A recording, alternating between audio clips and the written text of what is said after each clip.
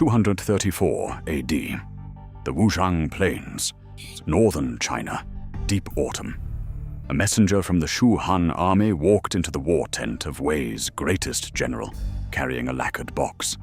Inside, silk robes, women's cosmetics, a taunt from Zhuge Liang, the most celebrated mind in Chinese history, engineered to humiliate Sima Yi in front of his own commanders. The message was unmistakable. "You hide behind your walls like a woman. Come out and fight me." Every man in that tent expected fury. A mobilization order. Steel drawn before sundown. Sima Yi opened the box, examined the robes, and put them on. He wore them. He laughed. He refilled the messenger's wine cup and asked with quiet curiosity how his enemy had been sleeping lately. Paradox. The man who defeated China's most celebrated genius never beat him in a single field battle. Stay with me, because the strategy Sima Yi used is one history barely names and almost never teaches. To understand how a man can wear a woman's dress in front of his own army and emerge more powerful than before, you have to go back 55 years. 179 AD. Wen County, Henan. A boy named Sima Yi was born into one of the most educated families in the crumbling Han Empire. His rivals would later say he had the eyes of a wolf and the neck that swivels, capable of turning his head to look directly backward. Whether literally true or legend, the meaning was precise. He saw what others never noticed approaching. From his earliest years, everyone who met him recorded the same impression. This boy misses nothing, and he tells you only what he chooses to tell. That combination, perfect observation, perfect silence, made him dangerous to the most powerful man in China. Cao Cao, the warlord who effectively controlled the Han throne, wanted Sima Yi in his service. He summoned him. Sima Yi refused, pleading illness. Cao Cao sent investigators. Sima Yi lay motionless in his bed, feigning paralysis convincing enough to fool professional physicians.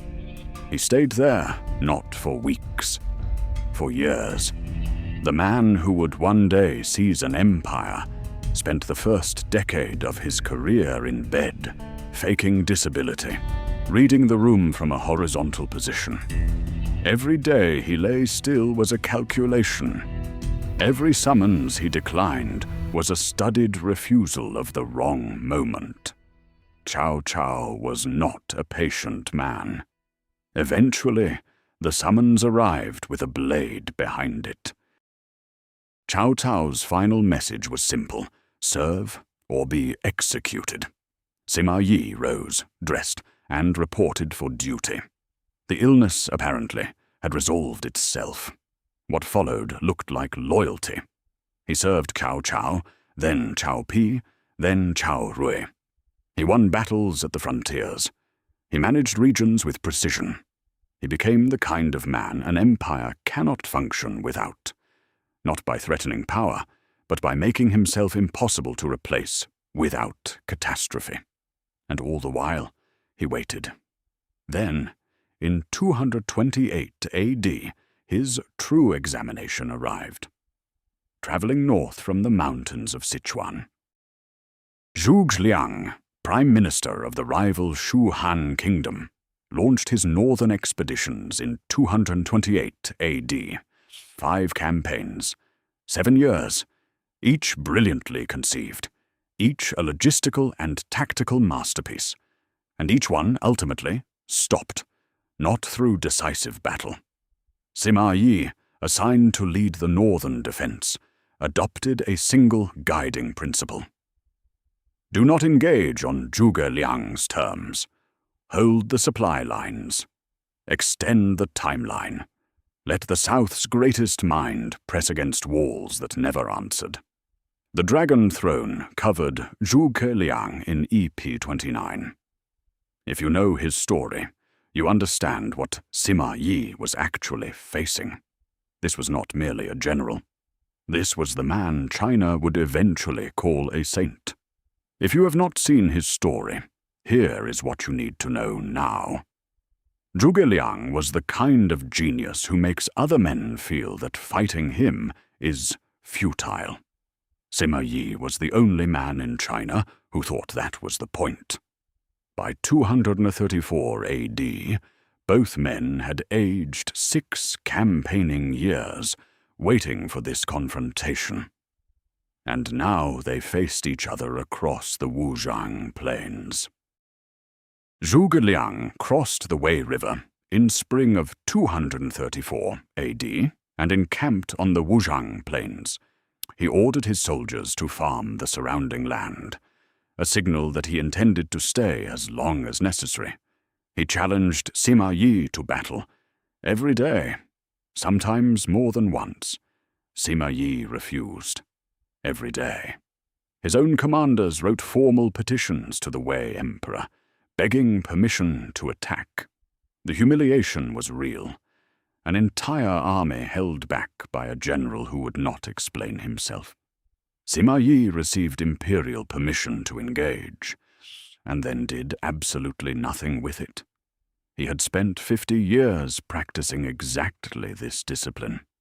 He would not break now for the sake of other men's pride. So Zhuge Liang decided to make the waiting publicly unbearable. The messenger arrived with the lacquered box. Inside, silk robes, cosmetics, women's accessories. An insult so precisely targeted, it would be recorded in historical texts for 18 centuries. The message: you are not a warrior. You are afraid. You hide behind your walls. So here, wear these. Sima Yi's commanders stared at their general. This was the moment. Strike now. Answer this with iron. Sima Yi lifted a silk robe, held it up, put it on. He sat back down, refilled the messenger's cup, asked in a conversational tone, "How has the Prime Minister been lately? Is he eating well? How many hours does he sleep?" The messengers, visibly unsteady, answered honestly. The Prime Minister rose before dawn and worked past midnight. He ate very little. He reviewed every document himself. Sima Yi set down his wine and turned to his commanders. "He eats little and works much," he said. "He will not last long." In the history of warfare, few predictions have been delivered more quietly or proven more completely correct. Zhuge Liang died on the Wuzhang plains in the autumn of 234 AD. Exhaustion. He was 53 years old, 22 years younger than the man who had refused to fight him. When Sima Yi heard the news, he advanced and found a disciplined Shu Han withdrawal in perfect formation. Even in death, Zhuge Liang's army retreated, as though he were still commanding it. The proverb that emerged from this moment: a dead Zhuge Liang frightened off a living Sima Yi. Sima Yi's recorded response: "I can predict the living. I cannot predict the dead." He returned to Luoyang. He had won, and the court immediately began calculating how to contain him. Because in the politics of Chao Wei, the most indispensable man was always the most feared one.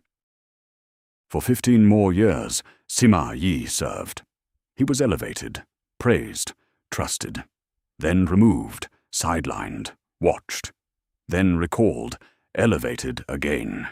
The Chao Wei court needed him and feared him in roughly equal measure, and so they kept cycling him between power and exile. He had outlived Cao Cao, outlived Cao Pi, outlived Cao Rui. 3 emperors. Each one needed him. None could afford to destroy him.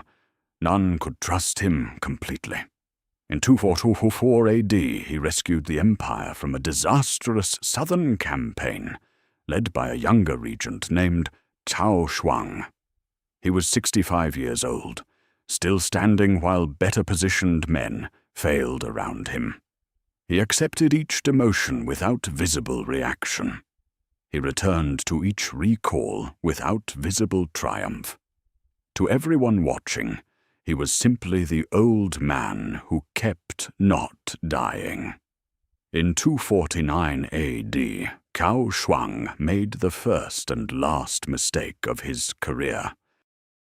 January 249 AD, Cao Shuang, the regent who effectively controlled the young Wei emperor, left Luoyang for a ceremonial imperial hunt. He brought his inner circle. The capital was lightly guarded at its highest level. Sima Yi was 70 years old. He moved in a single morning. He sealed the city gates. He occupied the imperial armory. He presented the Empress Dowager with a formal memorial detailing Cao Shuang's abuses of power, and requested her authority to act. By that evening, the Cao family's grip on the Wei government was broken. One of the most powerful political structures in Chinese history had been dismantled between sunrise and sunset. Sima Yi had spent 50 years learning how power accumulated, where it grew fragile, and how to be standing in the right place when it finally cracked open. He had picked his morning carefully. He lived only 2 more years. But what he had started could not be reversed. Sima Yi died in 251 AD at age 73. He never declared himself emperor. He held power without naming it. His son Sima Zhao consolidated the hold on Wei. His grandson Sima Yan took the final step. In 265 AD, he removed the last Wei emperor and founded the Jin dynasty. In 280 AD, 46 years after Zhuge Liang collapsed on the Wujiang plains, the Jin dynasty completed the reunification of China. The Three Kingdoms era ended. 3 generations. 1 inherited patience. It brings us back to that tent, that box, those silk robes.